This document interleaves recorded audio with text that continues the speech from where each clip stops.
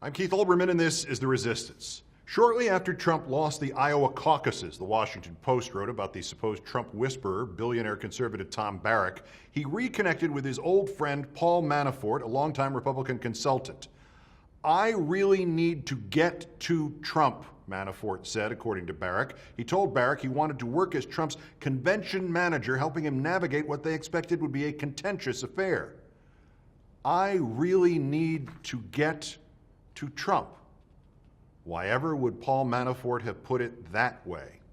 Why ever would Paul Manafort tell a friend of 40 years, he knew this man Barrack 40 years, that he had to get to Trump? And he would convince Barrack to send Trump and Ivanka Trump emails encouraging them to let Manafort get to Trump. And the next thing you knew, Manafort was high in the Trump campaign and attending the Trump Jr. meeting with the Russian vessel Nitskaya, and then he was chairman of the campaign, and all of it for free.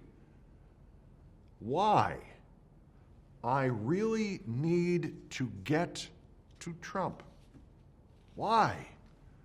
I think we got the answer last Friday evening. Paul Manafort has much stronger financial ties to a Russian oligarch than have been previously reported. An NBC News investigation reveals that $26 million changed hands in the form of a loan between a company linked to Manafort and the oligarch Oleg Deripaska, a billionaire with close ties to the Kremlin. The loan brings the total of their known business dealings to around $60 million over the past decade, according to financial documents filed in Cyprus and the Cayman Islands. Why did Manafort really need to get to Trump? Well, there are 60 million possible reasons right there. It's an old analogy. If you're outside in a thunderstorm at night when the lightning flashes for a second or two, you get a picture of the landscape so vivid, so illuminated, that you can almost see everything in almost too much detail. And then, until the next thunderstorm, it's pitch black again. The apparent Trump-Russia conspiracy is a lot like that. We get flashes of insight with never enough exposure, sometimes too much, to truly see them for what they really are, and then for an unpredictable length of time, there's just darkness. And one of the things we've presumably seen, but not been able to process, is evidence of why the people around Trump allegedly sold this country out to the Russians. Not why he would have done it. You've seen him now for nearly 9 months in office. You and I both know he would do anything for power or for spite or for applause. But why would the people around him do it? Why would they risk potential treason, actual legal treason, or merely its moral equivalent, to put this baboon in the White House? According to the Cyprian financial documents, the $26 million went from a company owned by the Russian oligarch directly to a firm connected to Manafort.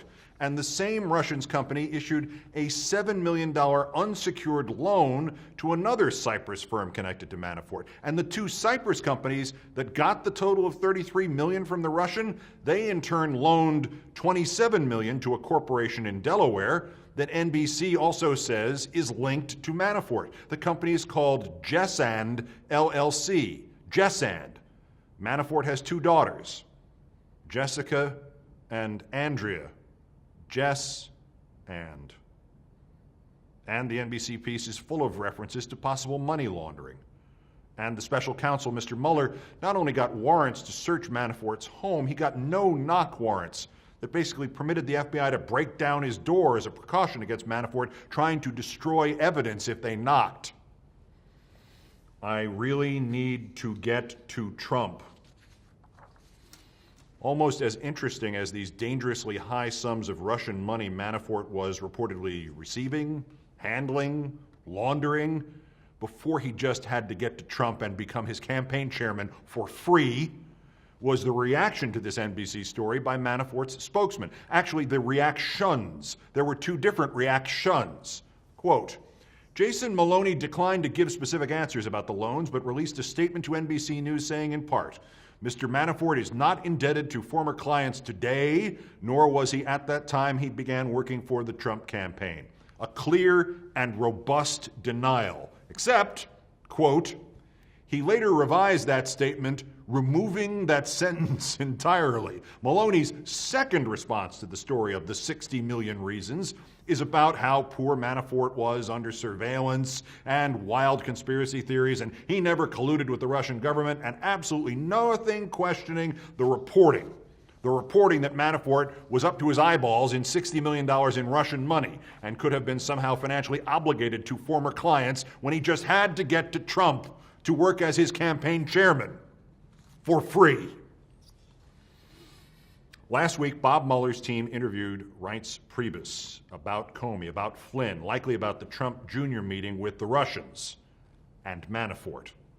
Last week, the think tank, the Brookings Institution, issued a 108-page paper concluding that Trump, quote, likely obstructed justice in firing the FBI director.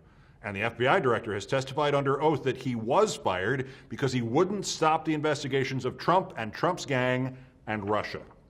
The House Intelligence Committee is reportedly now focusing on and receiving documents from the company Cambridge Analytica, owned in part at times by Steve Bannon and this right-wing billionaire and Trump supporter Robert Mercer.